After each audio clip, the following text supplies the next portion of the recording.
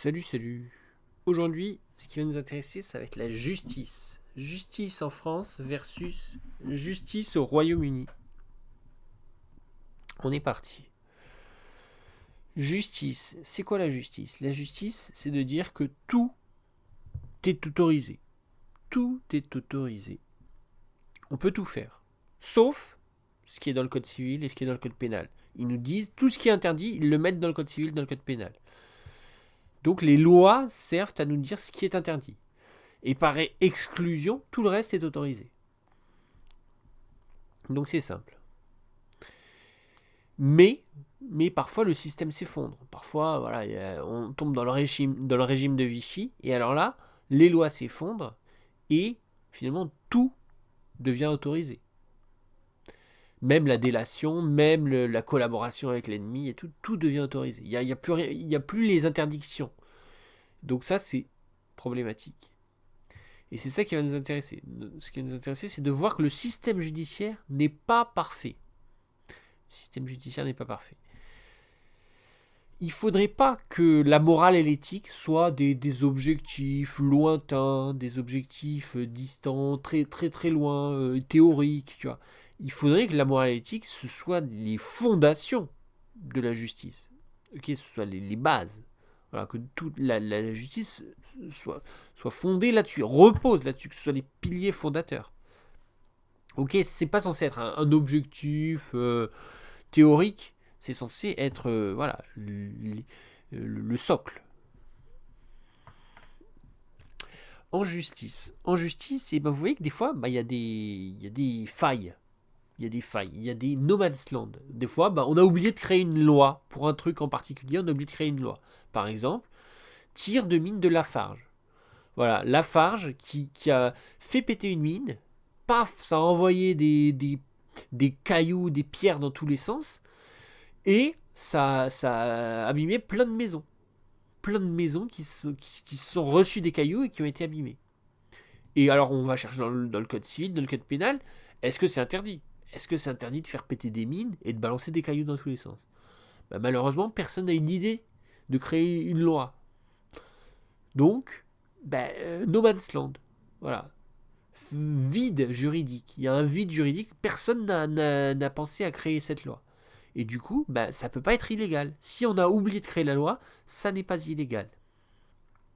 Et du coup, ils nous disent, c'est moralement choquant, hein, de balancer des cailloux dans tous les sens, c'est moralement choquant, mais il n'y a pas la loi pour l'interdire. Et donc, on peut pas dire que c'est illégal.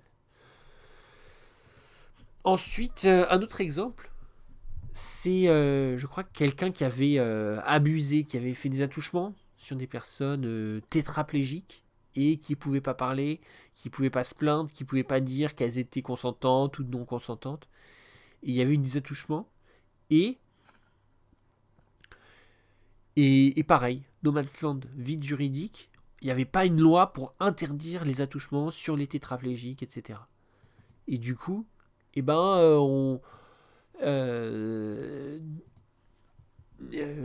a pas de loi, théoriquement, c'est pas illégal, quoi. Et du coup, on avait considéré que voilà, c'était pas illégal.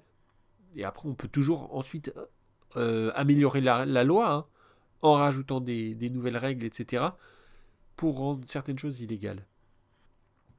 Donc vous voyez que, normalement, tout ce qui est moralement choquant devrait, par définition, être illégal. Mais ça n'est pas le cas. Voilà, parfois, on considère que le plus important, c'est que ce soit écrit noir sur blanc dans le code civil, dans le code pénal. Alors, est-ce que c'est vraiment bien? Je sais pas. Peut-être que être moralement choquant, ça devrait suffire à faire en sorte que ce soit illégal. C'est ça, pour moi.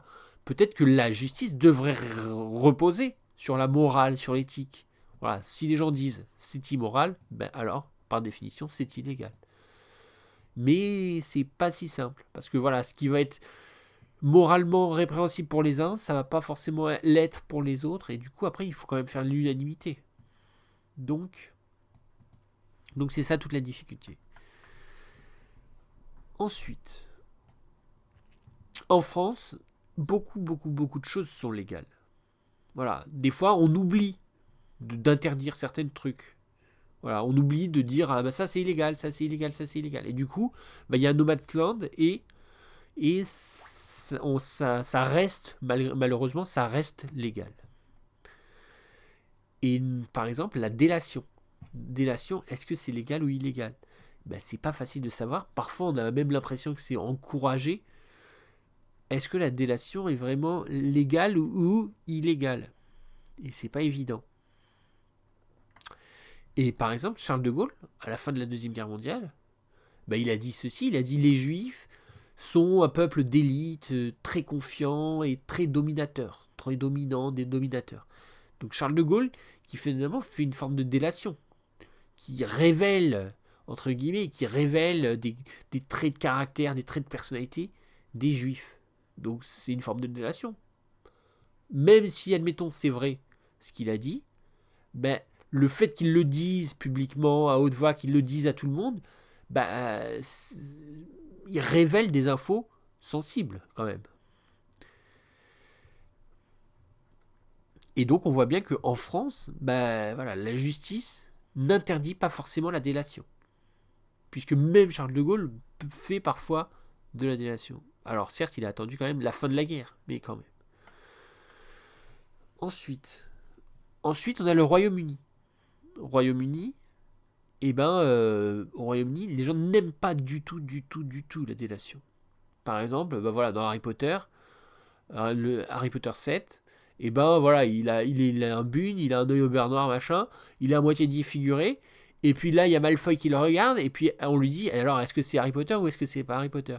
Et Malfoy, il a deux options. Soit il fait de la délation, il dit oui, c'est bien Harry Potter, soit il fait genre, il hésite, il sait pas trop, et auquel cas, il y a le bénéfice du doute.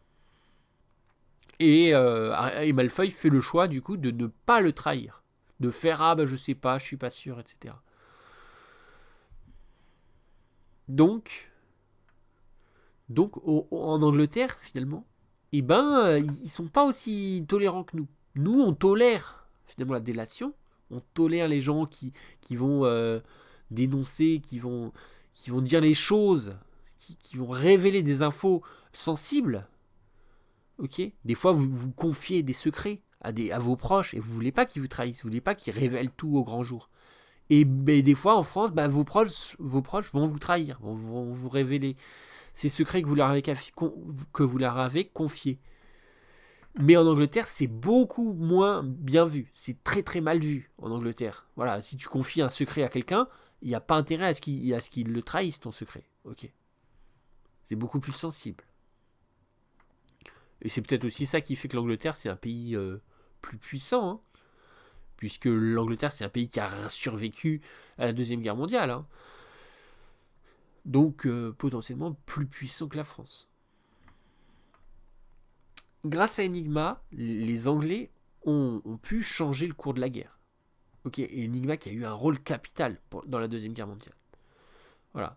Si Charles de Gaulle s'était dit ah ben moi je m'amuse, je vais dire au monde entier que on a craqué Enigma. Eh ben oui, mais du coup, la guerre, elle aurait pris une autre allure. Hein. On ne sait pas quel aurait été le résultat, qui aurait gagné, qui aurait perdu. Hein. Si Charles de Gaulle s'était amusé à dire à tout le monde que les Anglais avaient craqué Enigma, ça aurait été très compliqué. Donc, on voit à quel point la délation peut tout changer. Voilà, la délation, c'est pas quelque chose d'anodin. C'est loin de là. La délation, c'est pas quelque chose d'anodin. Voilà, parfois, votre victoire, votre survie, votre existence, tout ça, ça repose sur des secrets. Et il faut les garder précieusement. Voilà, si on vous confie des secrets, faut pas les trahir. C'est ça que j'essaie de vous faire comprendre. Et on voit finalement qu'il y a deux mentalités qui s'opposent. D'un côté, on a la mentalité anglaise où les gens vont garder les secrets, vont se montrer dignes de confiance, les Anglais. Et à l'opposé, parfois, on a les Français qui, eux, vont trahir presque de façon systématique.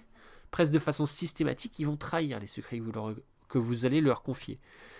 Donc, il faut être méfiant. Voilà, il faut faire gaffe. En France, on va vous trahir vos secrets. En Angleterre, on va vous garder vos secrets précieusement. En tout cas, c'est plutôt le ressenti global qu'on peut avoir. Et du coup, on voit que parfois, ça crée des tensions entre la France et l'Angleterre. Et du coup, par exemple, De Gaulle, qui avait même fini en prison un jour, qui s'était énervé, etc., il avait fini en prison. Churchill l'avait fait mettre en prison parce que c'était trop dangereux, etc. Bon, il n'est pas resté longtemps en prison, mais quand même, il a fait un tour en prison. Voilà, quand les Anglais se battent, il n'y a aucune place pour la délation. Voilà, si t'es un délateur, t'es un ennemi finalement du Royaume-Uni. T'es un ennemi du Royaume-Uni. Et pourtant, parfois collaborer avec les nazis, c'est une forme de résistance. Par exemple, Joséphine, c'est Joséphine, son prénom, je me souviens plus. Joséphine Baker, je crois que c'est Joséphine. Ouais, on va dire Joséphine. Joséphine Baker, voilà, elle a, entre guillemets, elle a collaboré, mais en fait, c'était juste pour infiltrer les nazis et pour transmettre des messages. Donc, elle, c'était une résistance en vérité. Mais elle a fait semblant d'être amie, entre guillemets, avec les nazis. Parfois, collaborer, c'est une forme de résistance. Et aussi, quand tu collabores avec les nazis, tu vas peut-être leur dire à quel point Hitler il est abominable. Leur faire comprendre, voilà, savoir qu'est-ce que c'est la Shoah, etc. Donc parfois, en collaborant, entre guillemets, ça peut être une façon de transmettre des messages secrets ou bien de semer le vent, le trouble, de semer le vent d'une révolte intérieure. Voilà, de créer une mutinerie depuis l'intérieur. Donc ça peut avoir aussi des intérêts de collaborer avec l'ennemi. Et par exemple, là c'est le Ku Klux Klan, le chef du Ku Klux Klan, avec une femme qui est un peu respectable, etc. Une élue un peu, une représentante.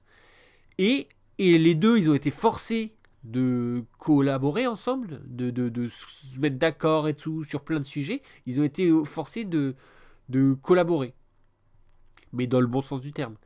Et ils se sont retrouvés finalement à devenir amis, l'un avec l'autre. Voilà, parce qu'en fait, parfois quand on crée des liens, etc., on va finir par convertir à sa cause. Du coup, lui, il a quitté le Ku Klux Klan parce qu'il s'est dit, finalement, j'ai une amie noire, les noirs, ils sont pas si affreux que ça. Et du coup, on voit que parfois, en collaborant avec l'ennemi, ça peut être positif. Voilà, elle a collaboré avec l'ennemi, mais l'ennemi s'est transformé en ami. Donc, ça a été positif, tu vois. Donc, faut pas dire non plus que collaborer est forcément 100% mal. Parfois, on va collaborer entre guillemets, mais en fait, c'est parce qu'on veut s'infiltrer. Voilà, parfois on collabore, mais parce qu'on veut créer la mutinerie. Donc voilà, des fois il y a des collaborations qui sont des fausses collaborations, et c'est aussi une forme de résistance. Ensuite, on a ceci, et je crois que non, c'est pas encore le mot de la fin, mais on se rapproche de la fin. On a cette citation de Winston Churchill.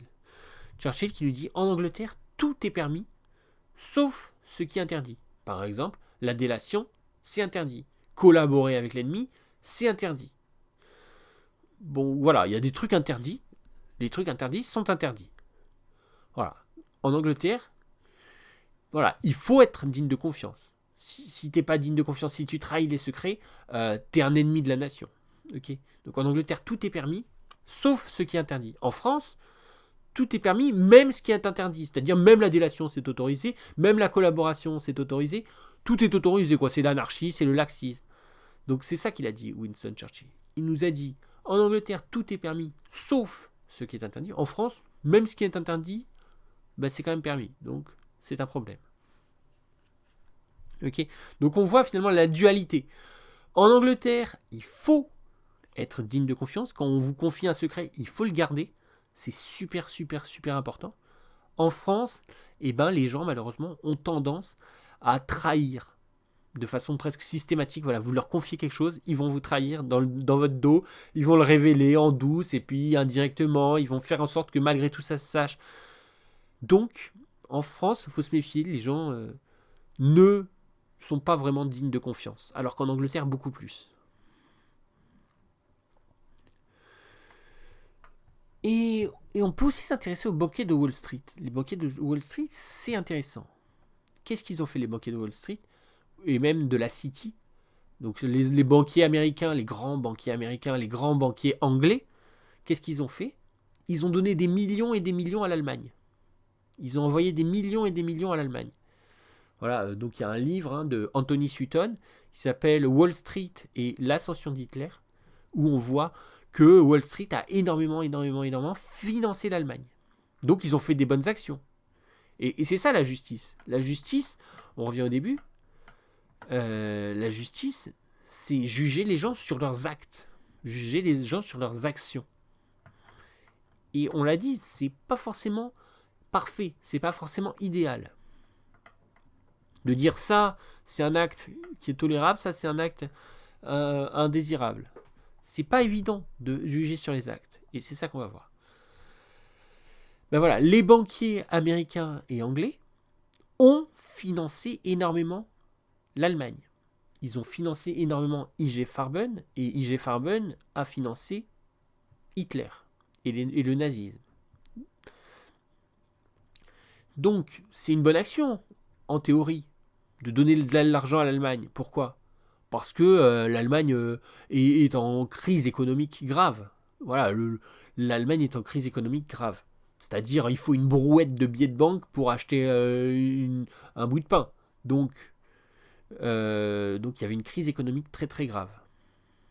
Du coup, les banquiers américains et anglais, ils ont dit, on va leur envoyer de l'argent. Comme ça, ils pourront survivre, ils auront de quoi se nourrir, quoi. Ils auront de quoi acheter de la bouffe. Mais,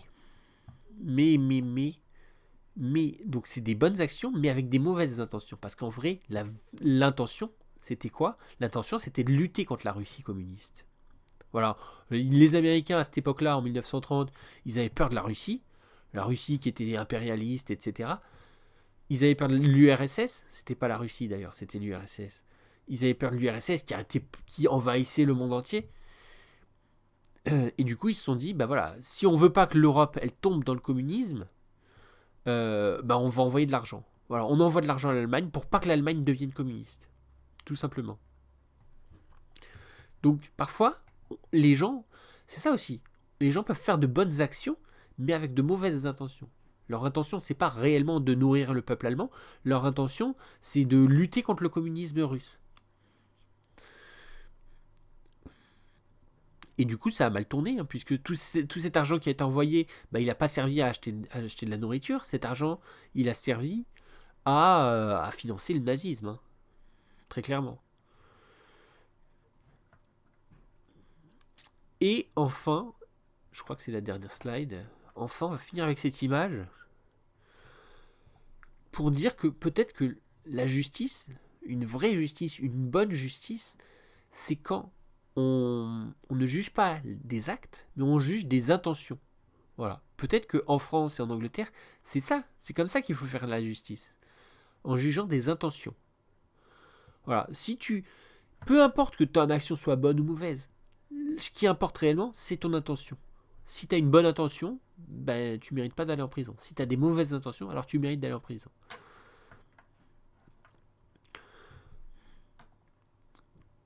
Voilà, donc imaginons une justice où tout se base sur l'intention. Une bonne intention, c'est un bon citoyen. Une mauvaise intention, c'est un mauvais citoyen. Et donc, ça créerait une nouvelle ère, une nouvelle forme de justice totalement inédite où on se base non pas sur des faits et des actes, on se base sur les intentions. Voilà, si quelqu'un, on lui dit pourquoi t'as fait ça, il faut qu'il soit capable de s'expliquer et de se justifier. Si c'était juste de la pure malveillance, finalement, c'est quelqu'un qui doit être puni par le système judiciaire, voilà, qui doit être pris en charge par le système judiciaire. Donc voilà, peut-être que en France et en Angleterre, la chose la plus importante, c'est pas l'action, parce que des fois, les actions, c'est dur de savoir si c'est une bonne action ou une mauvaise action. Voilà, envoyer de l'argent à l'Allemagne, est-ce que c'est une bonne action ou est-ce que c'est une mauvaise action? D'un côté, on aide les Allemands à ne pas mourir de faim, de l'autre côté, on finance les nazis. Donc, on ne sait pas si c'est une bonne action ou une mauvaise action. Parfois, c'est pas clair de savoir si les actions sont bonnes ou mauvaises.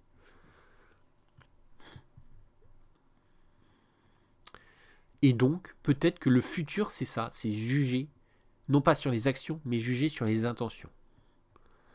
Et ce sera ça le mot de la fin. J'espère que ça vous a intéressé. Et je vous dis à la prochaine. Salut!